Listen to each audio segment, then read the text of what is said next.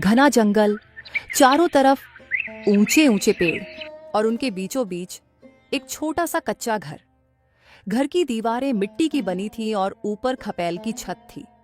घर के बाहर छोटा सा आंगन था जहां मिट्टी का चूल्हा बना रहता था। उसी घर में दो भाई बहन रहते थे। भाई का नाम था अभय और बहन का नाम था सीता। माता पिता कई साल पहले बीमारी में चल बसे थे। तब से यह घर और जीवन की सारी जिम्मेदारी अभय और सीता पर आ गई थी। अब हम गंभीर स्वभाव का था, काम में निपुण और समझदार, जबकि सीता चंचल, मासूम और हंसमुख थी। उस शाम अभय काम से लौटा था और सीता भी घर का काम लगभग समाप्त करके अपने भाई की राह देख रही थी। अभय सिर पर लकड़ी का गट्ठर रखे आंगन में आया और बोला, देख सीता, आज का गट्ठर बड़ा भारी है। अब इसे कल सुबह गांव के बाजार ले जाकर बेचना पड़ेगा। आज की दाल तो तुझे ही बनानी पड़ेगी। भाई, तुम हमेशा मुझे चूल्हे पर भेज देते हो, कभी तुम भी बनाओ ना। मैं भी लकड़ी उठाकर लाती हूँ, तो तुम्हें भी कभी कभी चूल्हे पर बैठना चाहिए। अरे पगली, तू छोटी है, इसीलिए तुझे काम सीखना है। चूल्हा, चौका, आटा, पानी सब समझना होगा, वरना बाद में क्या करेगी। मैं तो चाहता हूँ कि तू सब जान ले। हाँ भाई, मैं समझती हूँ, पर कभी कभी लगता है जैसे माँ हमारे साथ होती तो हमें यूं मेहनत न करनी पड़ती। कितना अच्छा होता। माँ हंसते हुए हमें रोटी परोसती और बाबा चौपाल से लौटकर हमारे लिए कुछ खाने के लिए मिठाई लाते। अरे तो फिर क्या वही बातें ले बैठ गई। सीता भगवान ने माँ बा को हमसे छीन लिया, लेकिन हिम्मत भी दी है। ये जंगल हमारा साथी है।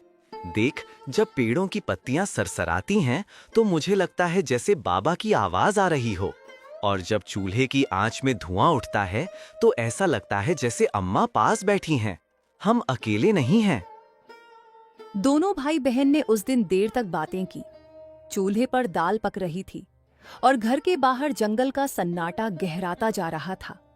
लेकिन उस छोटे से घर में भाई बहन की हंसी और उनके विश्वास से एक अलग ही उजाला फैला हुआ था।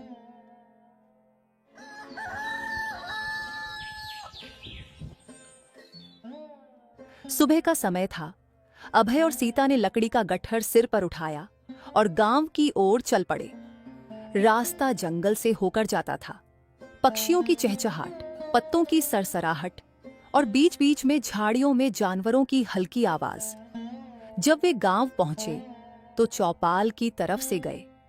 चौपाल पर गांव के बड़े बुजुर्ग बैठे थे। अरे अभय और सीता, आज फिर इतनी लकड़ियां लेके आ गए।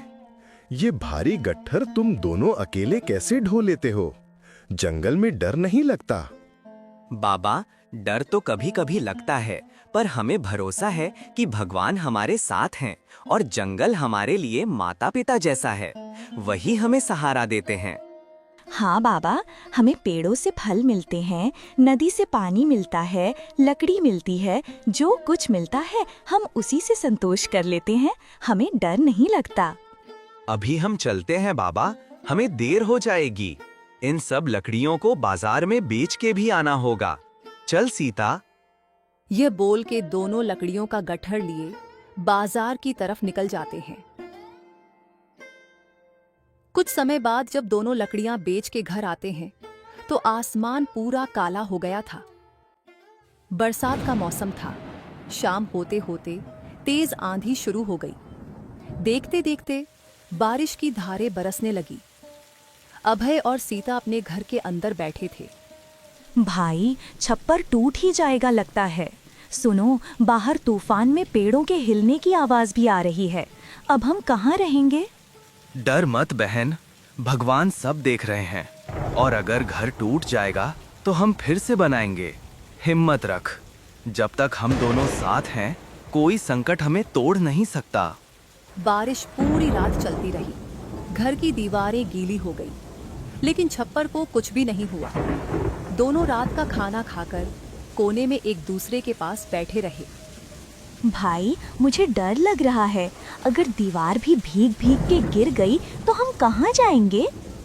डर मत सीता, याद रख, कठिनाइयाँ हमेशा नहीं रहती। ये रात भी बीत जाएगी, सुबह सूरज निकलेगा और हम फिर से अपने इस घर में माँ बाबा के यादों के साथ जीने लगेंगे। और तू देख, छप्पर भी नहीं टूटा, तूफान अब रुक गया है, बस थोड़ी सी बारिश हो रही है। अभय ने सीता को थोड़ी सी हिम्मत देके उसको चुप करा दिया था, लेकिन पूरी रात दोनों भाई बहन को अपने घर की चिंता सता रही थी।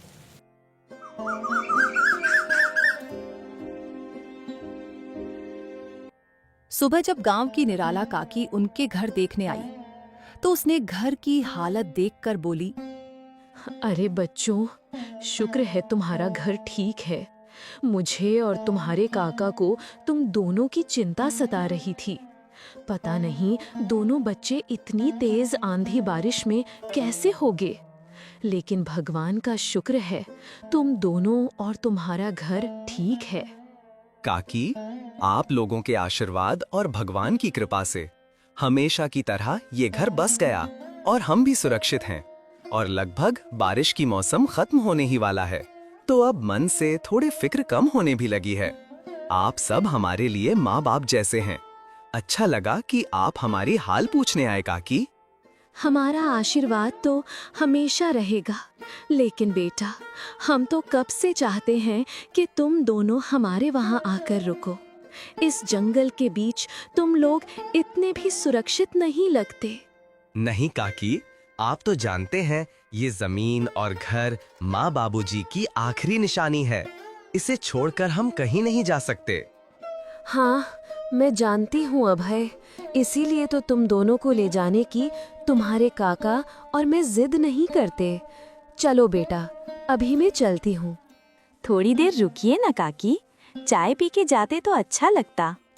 नहीं नहीं बेटी, तुम लोग काम करो, मैं चलती हूँ।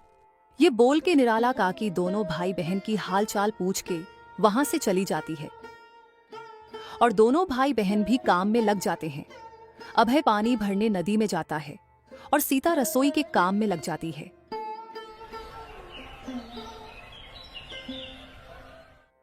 बरसात का मौसम थम चुका था, खेतों में हरियाली लौट रही थी। गांव में धीरे धीरे मेले की तैयारी शुरू हो गई थी। हर साल बरसात के बाद मेले का आयोजन होता था, पर हर बार की तरह गांव के लोग खुश कम और चिंतित ज्यादा थे।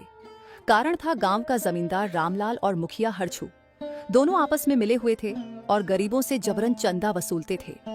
उस दिन सुबह अभय और सीता घर के आंगन में अनाज सुखा रहे थे। चूल्हे पर सीता दलिया चढ़ा चुकी थी। तभी दूर से जमींदार और मुखिया और जमींदार का आदमी दिखते हैं। भाई देखो तो, ये तो जमींदार और मुखिया है। ये यहाँ क्यों आ रहे होंगे? शायद अब फिर से वही होने वाला है जिसकी मुझे आशंका थी। मेला नजदीक है और अब ये लोग चंदा मांगने आए होंगे। लेकिन चंदा मांगना नहीं, जबरदस्ती ऐंठना कहो।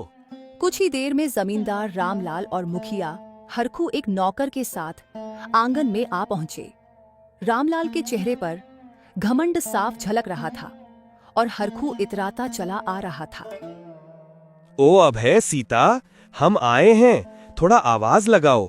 गांव का मेला आने वाला है, हर घर से चंदा लेना है। गरीब अमीर सबको देना पड़ेगा। अभय ने नम्रता से आकर हाथ जोड़ लिया। जमींदार बाबू, हम तो दो अनाथ भाई बहन हैं। जैसे तैसे जंगल से लकड़ी बेचकर गुजारा करते हैं। हमारे पास इतना बचता ही कहाँ है कि चंदा दे सके। माफ कीजिएगा। यह सुनकर रामलाल का चेहरा तमतमा गया। अरे ओ, हमें बहाने मत सुना। मेला गांव की इज्जत है। अगर तुमने चंदा नहीं दिया तो कल तुम्हारा नाम चौपाल पर खराब कर दूंगा। सबको बता दूंगा कि तुम दोनों भाई बहन गांव के काम में साथ नहीं देते। पिछले साल भी वही किया था तुम दोनों ने, लेकिन हमने तुम्हारी बातें मान ली थी। सीता अब तक चुप थी, मगर रामलाल के मुंह से यह सब बात सुन के वो बात सह नहीं पाई। जमींदार बाबू, गांव की इज्जत हमसे ज्यादा कौन समझेगा? हम भी तो गांव के ही बच्चे हैं। लेकिन जो पेट भरने लायक अनाज मुश्किल से जुटाता हो, उससे आप सोना चांदी की तरह चंदा चाहते हैं। ये तो अन्याय है। हरकू मुखिया तुरंत बीच में कूद पड़ा। चुप रह लड़की, ज्यादा जुबान मत चला। गांव के सम्मानीय व्यक्ति से कोई ऐसे बात करते हैं क्या? हम मुखिया है इस गांव के, हमें पता है किसके घर में कितना है। तू मत समझ के तेरी गरीबी हमें नहीं दिखती। गरीब को हमेशा चुप रहना चाहिए और जो हुक्म दिया जाए मान लेना चाहिए। अभय ने गहरी सांस ली और शांत स्वर में बोला, मुखिया जी, हम आपकी इज्जत करते हैं, लेकिन जबरदस्ती चंदा लेना सही नहीं है। मेला गांव वालों की खुशी के लिए होता है ना कि किसी की ताकत दिखाने के लिए। हम चाहें तो अपने हाथों से मेला सजाने का काम कर देंगे, लेकिन चंदा देना हमारे लिए असंभव है। रामलाल और हरखू दोनों उनका अपमान करते हुए बोले, सुना ना हरखू, ये बच्चे हमें उपदेश दे रहे हैं। इन्हें लगता है कि इनकी बात मानकर हम चंदा छोड़ देंगे। देखो बच्चों, जमींदार और मुखिया की बात कभी टाली नहीं जाती, वरना नतीजा अच्छा नहीं होता। उनकी धमकी और अपमान को देखकर सीता को गुस्सा आ जाता है और वो गुस्से में बोलती है, नतीजा चाहे जो हो, हम अपना पेट काटकर आपका लालच पूरा नहीं कर सकते। आप बड़े हैं, आपसे झगड़ा नहीं करेंगे, लेकिन सच यही है कि गांव वालों के चंदे का हिस्सा मेले से ज्यादा आप लोगों के पेट में जाता है। आंगन में सन्नाटा छा गया। जमींदार और मुखिया को उनके इल्जाम लगाने पर बहुत गुस्सा आया और हरखू ने गुस्से में बोला, रामलाल जी छोड़िए इन्हें, चलिए चौपाल पर इनका नाम चढ़ाते हैं और इनको मेले में प्रवेश करने से पाबंदी लगा देंगे। फिर देखेंगे गांव के लोग इनसे कैसा व्यवहार करते हैं। रामलाल ने ठंडी सांस लेकर कहा, ठीक है, हम अभी चलते हैं, लेकिन याद रखना बच्चों, जमींदार की बात टालना आसान नहीं। आज नहीं तो कल तुम्हें हिसाब चुकाना ही होगा। इतना कहकर दोनों ओर उनका नौकर चले गए। अभय और सीता देर तक खामोश खड़े रहे। हवा में अजीब सा बोझिलपन था। भाई, अब क्या होगा? अगर उन्होंने चौपाल पर हमारा नाम खराब कर दिया तो गांव वाले भी हमें ताने देंगे। हम तो पहले ही अनाथ हैं, सबके सामने और अपमानित होना पड़ेगा। डर मत बहन, सच का रास्ता हमेशा कठिन होता है, लेकिन हमें झुकना नहीं चाहिए। अगर हम आज हार गए तो कल ये जमींदार और मुखिया हम गरीब पर और जुल्म करेंगे। हमें डट कर खड़ा होना होगा। सीता ने अपने भाई की आंखों में देखा। वहां डर नहीं बल्कि आग की तरह चमकता हुआ साहस था। उसने सिर हिलाया और बोली, हाँ भाई, अब चाहे पूरा गांव हमें गलत समझे, पर हम सच से पीछे नहीं हटेंगे।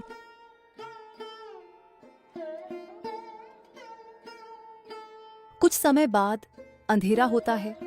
उस शाम दोनों भाई बहन ने चूल्हे पर खिचड़ी पकाई, लेकिन उनके दिलों में सवाल गहरे उतरते जा रहे थे। क्या सचमुच अब पूरा गांव उनके खिलाफ हो जाएगा, या फिर गांव वाले उनकी सच्चाई को समझेंगे?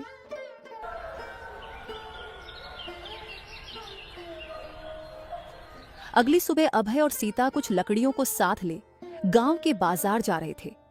तभी दोनों ने देखा कि जमींदार और मुखिया गांव के कुछ लोगों को जमा करके गांव के होने वाले मेले के बारे में बता रहे थे। सुनो सुनो गांव वालों, इस साल का मेला हमारे गांव की शान है। हर घर से चंदा लिया जाएगा और कोई बहाना नहीं चलेगा। चाहे गरीब हो या अमीर, सबको देना पड़ेगा। हाँ, और जिसने चंदा देने से इनकार किया उसका नाम गांव में बदनाम किया जाएगा। उसकी जमीन जायदाद पर भी बुरा असर पड़ेगा। याद रखो, मेरा हुक्म टल नहीं सकता। लोग चौपाल पर सहमे सहमे खड़े थे। कुछ ने डर के मारे तुरंत पैसे दे दिए थे, कुछ चुपचाप सिर झुकाकर खड़े रहे। तभी मुखिया की नजर अभय और सीता पर पड़ी। अरे देखो तो, ये दोनों भाई बहन भी खड़े हैं। इनका घर तो जंगल के किनारे है, खेती भी है, पर मेले में चंदा नहीं दे सकते। गांव से दूर तो है ही, अब समाज से भी दूर हो जाओगे। भाई, हमारे पास तो बस लकड़ी बेचकर जो मिलता है वही होता है। अब ये लोग चंदा मांग रहे हैं, हम कहाँ से देंगे? चुप रह सीता, सब सुन रहे हैं। पहले हम इनसे बात करते हैं। हमारी मजबूरी सबके सामने आएगी, तभी लोग हमारे साथ होंगे। अभय आगे बढ़ा और मुखिया के सामने हाथ जोड़कर बोला, मुखिया जी, जमींदार बाबू, हम तो दो अनाथ भाई बहन हैं, जो मिलता है उसी से पेट पालते हैं। ये सब गांव वालों के साथ आप भी जानते हैं। मेले में हम सेवा देंगे जैसे हर साल करते हैं, लेकिन पैसा देने की ताकत हम में नहीं। कृपा करिए हमें माफ कीजिए।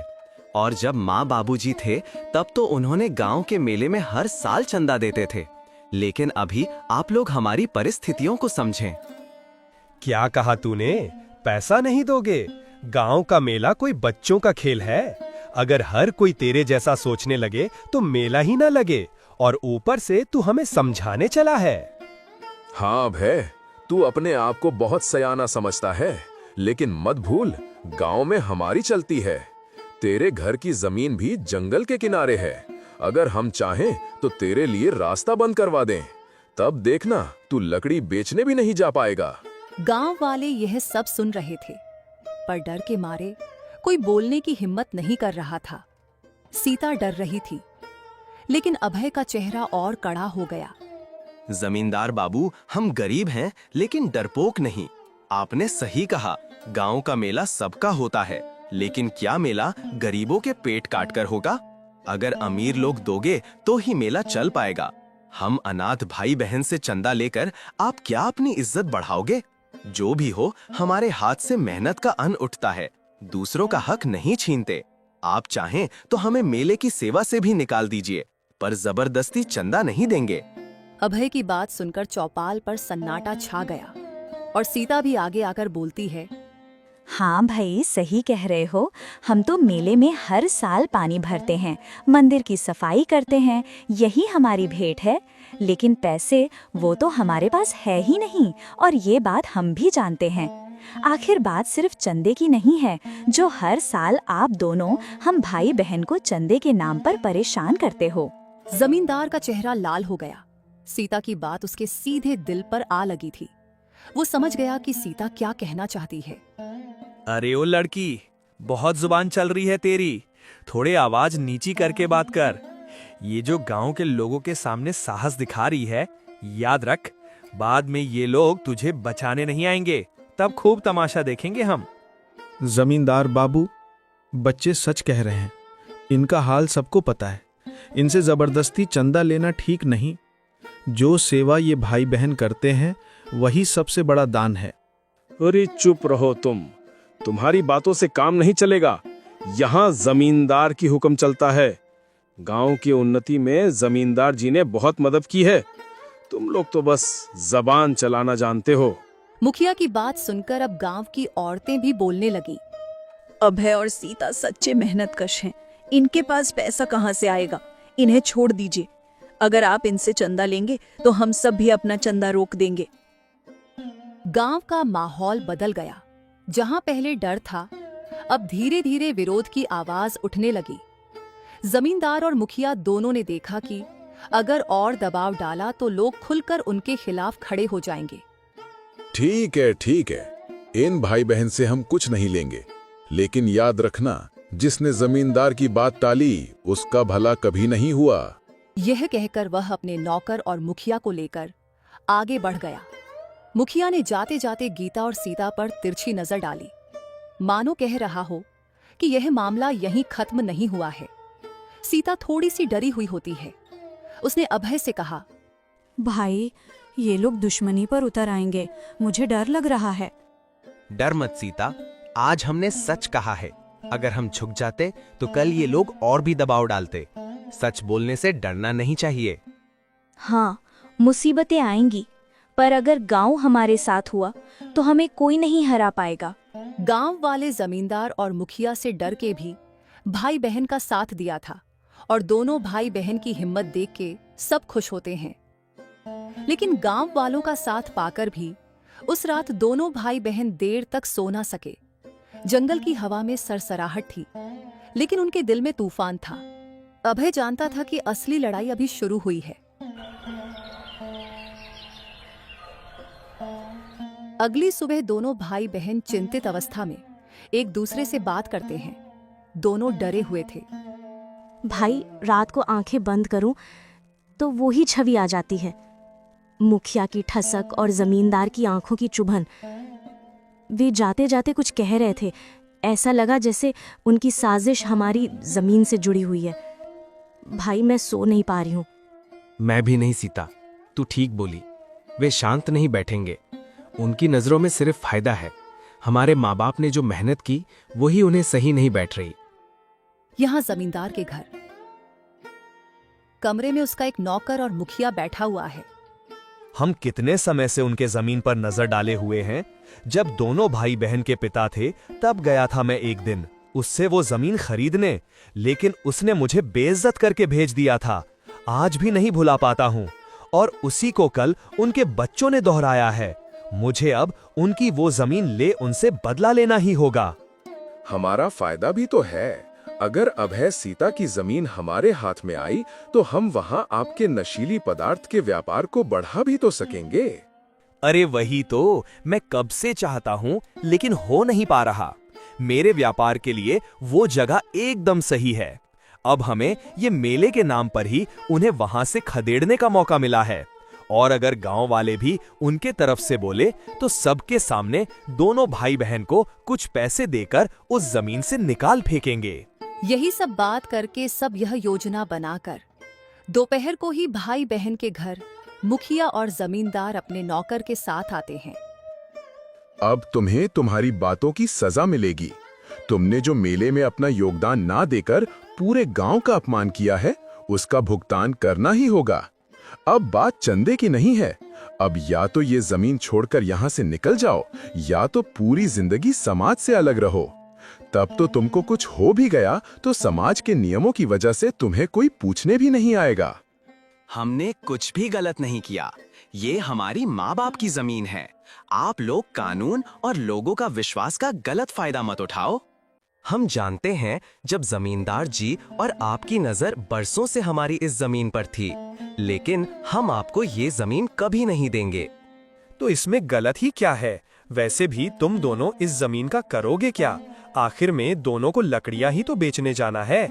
इससे अच्छा जमीन हमें देकर निकल जाओ कहीं और, हम तुमको पैसे भी दे देंगे। हमें पैसों की जरूरत नहीं है। हम ये माँ बाबूजी की संपत्ति कभी नहीं छोड़ेंगे। जमींदार और मुखिया को दोनों भाई बहन की जिद देख के बहुत गुस्सा आया और मुखिया बोला, ठीक है, फिर देखना अब तुम्हें समाज में कैसे बेइज्जत करता हूँ और समाज से कैसे निकाल फेंकता हूँ। फिर देखूंगा तुम लोग कैसे और कहाँ लकड़ियां बेच के घर चलाते हो। ये बोल के सब वहां से गुस्से से निकल गए। दोनों भाई बहन को यह सुनकर बहुत डर लगता है और दोनों चिंतित होकर गांव के रामधन काका के पास जाते हैं, जो कि उन्हें अपनी बच्चों की तरह मानते थे। क्या हुआ बच्चों, तुम दोनों थोड़े चिंतित लग रहे हो? काका, वे लोग जमींदार और मुखिया, वे हमारी जमीन पर नजर डाल रहे हैं। आज वे लोग हमें धमका कर गए और इसीलिए हम डरे हुए हैं। इन्हें डर दिखाकर लोगों की जायदाद हथियाना कोई नई बात नहीं, पर डरने की कोई बात नहीं है। तुम लोगों के पास तो जमीन के कागजात हैं ही, तो कागज संभाले रखना। मैंने पहले ही कहा था कि तुम्हें हमारे साथ रहना चाहिए। तुम्हें वहाँ अकेले छोड़ना सही नहीं है। मैं जानता हूँ, ये दोनों वो घर कभी नहीं छोड़ के आएंगे। वहाँ उनकी यादें हैं। ये दोनों भी अपने पिता जैसे ही हैं। लेकिन बच्चों, तुम लोग चिंता मत करो। मैं अभी ठाकुर हरि प्रताप के पास जाऊंगा और सब बताऊंगा। उनकी कई गांव में चलती है, उनसे ऊपर कोई नहीं है। हमारे गांव के मुखिया चुनना भी उनके ही हाथ में होता है। काका, क्या ठाकुर जी हमारा साथ देंगे? चिंता मत करो, ठाकुर जी सच्चे लोगों की हमेशा मदद करते हैं। मैं अभी ठाकुर जी को बताकर आता हूँ और तुम्हें डरने की जरूरत नहीं। थोड़े समय बाद रामधन काका ठाकुर हर प्रताप के पास आता है। ठाकुर बड़े सख्त पर न्यायप्रिय किस्म के थे। रामधन काका सब कहानी ठाकुर को विस्तार से बताते हैं। ठाकुर साहब दोनों भाई बहन अनाथ हैं। उनकी माँ बाप ने वर्षों पहले इस जमीन पर मेहनत की। अब जमींदार और मुखिया उसे छीनना चाहते हैं। वे पहले से ही कुछ गलत काम करते रहे हैं, कुछ अवैध व्यापार भी करते हैं, और यही जमीन उनके गलत काम के लिए काम आ सकती है, और इसीलिए वो लोग अनाथ बच्चों को परेशान कर रहे हैं। मैं भी सुन चुका था कि रामलाल की नजर किसी की जमीन पर थी, जो कि वो कोई अवैध व्यापार करना चाहता है। पर अब जब खबर पुख्ता है तब कदम उठाना पड़ेगा। तुमने क्या सबूत प्रस्तुत किए? अभी कोई सबूत तो नहीं है ठाकुर जी, लेकिन वे दोनों भाई बहन को परेशान करते आए हुए हैं, जबकि दोनों भाई बहन के पास जमीन की कागजात भी हैं। आप अपने एक आदमी को मेरे साथ भेज दीजिए। मैं और आपका आदमी दोनों उन लोगों का सच आपके सामने लाएंगे। ठीक है, मैं अपने एक भरोसेमंद आदमी को देखरेख के लिए भेज देता हूँ। रामलाल की हर चाल पर नजर रखी जाएगी।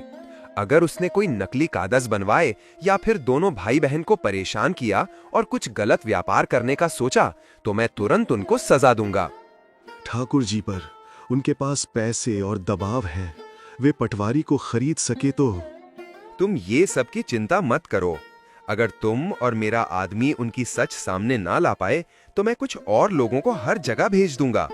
गांव के पेड़ों के पास, रास्तों पर, जो रात दिन उनकी हरकतों पर नजर रखेंगे। और अगर कोई फर्जीवाड़ा हुआ, तो मैं चौपाल में सारे कागज खोलकर रख दूंगा और न्याय करूंगा।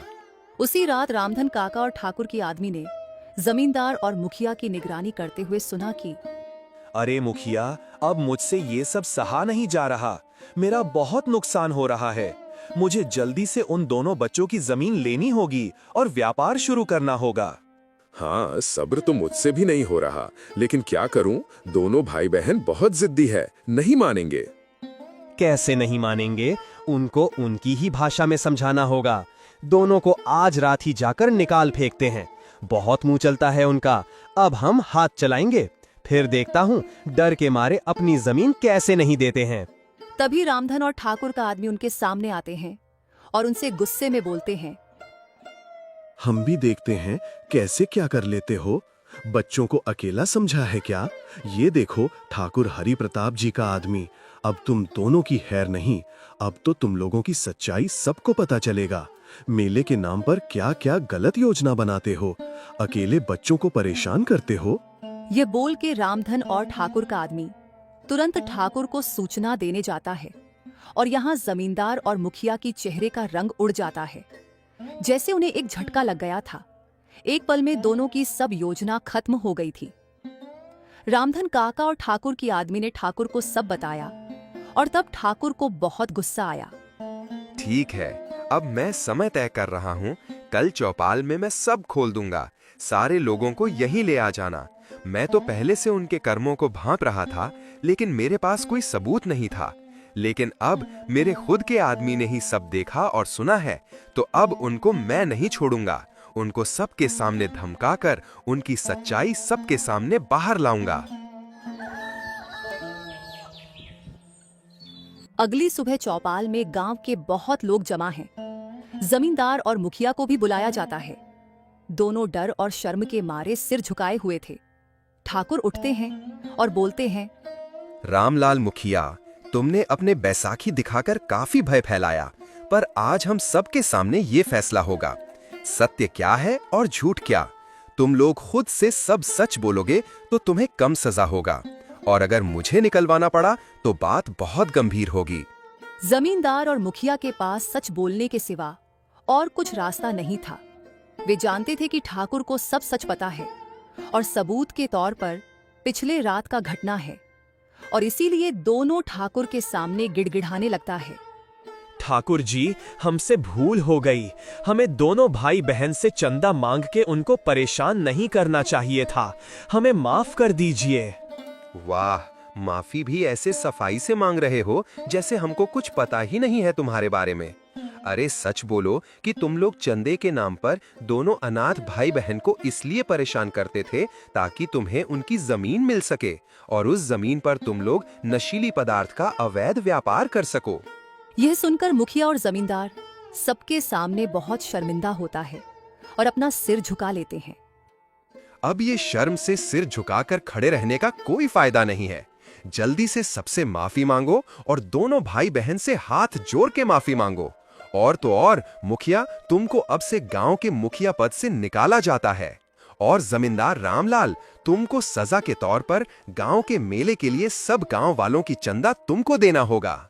ऐसा मत कीजिए ठाकुर जी, मैं अब से ये गलती दोबारा नहीं करूंगा। आप मुझे मुखिया पद से मत निकालिए। हाँ ठाकुर जी, मैं भी पूरे मेले का खर्चा नहीं उठा पाऊंगा। ऐसे तो मैं बर्बाद हो जाऊंगा। हम आगे से ये गलती नहीं करेंगे। हम पर दया कीजिए। ये सब मैं नहीं जानता। बहुत हो चुका तुम लोगों की मनमानी। अब तुमको कोई भी दूसरा मौका नहीं मिलेगा। मैं तो तुम दोनों की हरकतों को बहुत पहले से देख रहा था, लेकिन अब तुम्हारी गलतियों को नजरअंदाज नहीं किया जाएगा। ठाकुर उनकी एक नहीं सुनता और दोनों को सजा के तौर पर ठाकुर ने सबके सामने दोनों से भाई बहन के सामने माफी मंगवाई और रामलाल को मुखिया पद से बहिष्कार किया और जमींदार को मेले का खर्चा अकेला उठाने को दिया। और मुखिया और जमींदार भी ठाकुर की बात टाल नहीं सके और ना चाहकर भी बात माननी पड़ी। कुछ समय बाद गांव के सब लोगों के अपने अपने घर जाने के बाद दोनों भाई बहन ठाकुर को शुक्रिया अदा करने लगते हैं। ठाकुर जी, आपने आज हमको सिर्फ न्याय नहीं दिलाया, बल्कि आपने हमारी जिंदगी बचाई है। आप बहुत दयालु और न्यायप्रिय हैं। अरे, इसमें धन्यवाद की कोई जरूरत नहीं है। ये सब मेरा काम है। बहुत से गांव मुझे मानते हैं और इसी मान को रखने के लिए मैं हमेशा सबकी मदद करता हूँ। और अगर धन्यवाद देना ही है तो अपने रामधन काका को दो। इन्हीं को तुम दोनों को न्याय दिलाने का श्रेय जाता है। ये तो हमारा सौभाग्य है कि हमें इनके जैसा काका मिला है। भले ही खून का रिश्ता ना हो, फिर भी इन्होंने खून के रिश्तों से हमेशा ज्यादा निभाया है। आपका बहुत बहुत शुक्रिया काका। आपका शुक्रिया काका। आप हमेशा हम पर अपना प्यार और आशीर्वाद बनाए रखना। अरे अरे, ये क्या बोल रहे हो तुम दोनों? भला अपनों से क्या ही शुक्रिया कहना। और वैसे भी मेरा और तुम्हारी काकी का आशीर्वाद और प्यार तुम दोनों पर हमेशा से था और रहेगा। बस ये शुक्रिया बोल के शर्मिंदा मत करो। यही सब बात करके सबके चेहरे पर हंसी आ जाती है और सब हंसी खुशी घर चले जाते हैं। घर पहुंचकर दोनों भाई बहन राहत की सांस लेते हैं और अपनी माँ बाबूजी की जमीन, घर और यादों को सही सलामत है ये सोच के दोनों की मन में शांति आता है। देख बहन, मैंने बोला था ना कि सच का रास्ता कठिन होता है, लेकिन हमेशा अच्छा होता है। हम हमेशा माँ बाबूजी की दिखाई सच के राह पर चलते आए हैं। इसीलिए आज भगवान ने हमारी लाज और ये घर दोनों बचा लिया। पता नहीं आगे क्या क्या कठिनाई आएगी, लेकिन हमें ऐसे ही डटकर सामना करना होगा। हाँ भाई, आप हमेशा से सही होते हैं और आज तो हमें माँ बाबूजी भी देख के खुश हो रहे होंगे, हम पे गर्व कर रहे होंगे।